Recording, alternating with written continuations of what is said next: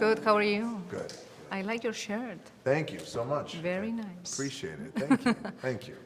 Well, one of the things, it has nothing to do with the theme of the movie, but one of the things that struck me as a good thing, actually, is that you and your wife in the movie are kind of the same age, which is something like you don't find very normal in Hollywood movies. Like the guy is usually 20 years older than the wife. So I was really surprised, and I thought if it's something that it was talked about, or because I think it says a lot about you that you're fine with that, because a lot of actors don't like that. They would want someone who's 22. Exactly.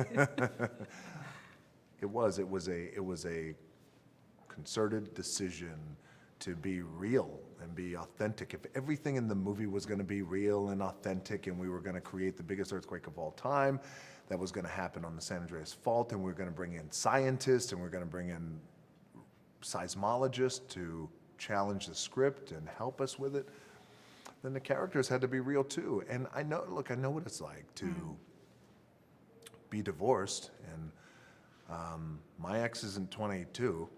We're the same age, and it's real, and I wanted it to be real. And not only that, but I think for a character like Carla's character, who she played, it can't be a younger girl. It has to be an experienced woman. Yeah. And no, I was not interested. I didn't care about, I got to get the young girl. I got to get the young, who's the young hot actress in Hollywood? Yeah. That's not my style. Appreciate. By the way, that's for another movie. Yeah. Down the road. We'll do that down the road. Not now. Your wife's in the movie. Your wife's boyfriend kind of shows his true colors when he's in a situation like this. Do you think in a situation similar to this, in a disaster situation, you show your true colors, who you really are? Without a doubt, sure. I think that, and that's another thing. It's like one of the things that the movie can spark in terms of the dialogue, because we all like to think that we would respond to a situation like this and maybe be heroic if we're given the opportunity, but you never know. And no one's faulted for it, no one's right, no one's wrong. It's just in a situation, and in that case, he was an asshole, by the way. He was wrong for doing that. But yeah, you never know how we're going to be. And I think, and it's always at the most fearful time in that moment that true colors are shown by people.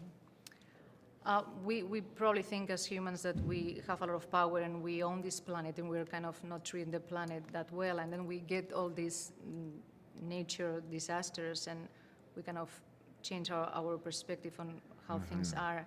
Do you think these things in a way help us to think differently about how are we in relation with nature and the planet? I think so. And I think, again, in making the movie, we wanted to make a movie that was big and entertaining, but we also knew that we were making a movie that was informative and that would spark dialogue. And the San Andreas Fault is very real. And the faults underneath the ground connected to the San Andreas faults that we don't even know where they're at, but we know they're there, that's very real. We're sitting on top of the San Andreas Fault right now. It's all very real. So the dialogue that it sparks, I think, is always compelling, because we do take it for granted. It's human nature. We take things for granted, not in a bad way, but because we're living life, and life happens, and we get up and we go to work, and it's until sometimes when we lose a loved one, it stops us, it makes us think, it gives us greater perspective. But in this case, like an earthquake, you think the ground is solid, and then in an earthquake, cracks open, you realize it's not. Yeah. I think on that note, we don't have more time, unfortunately, but thank you so much. Thank you so much. Thank you.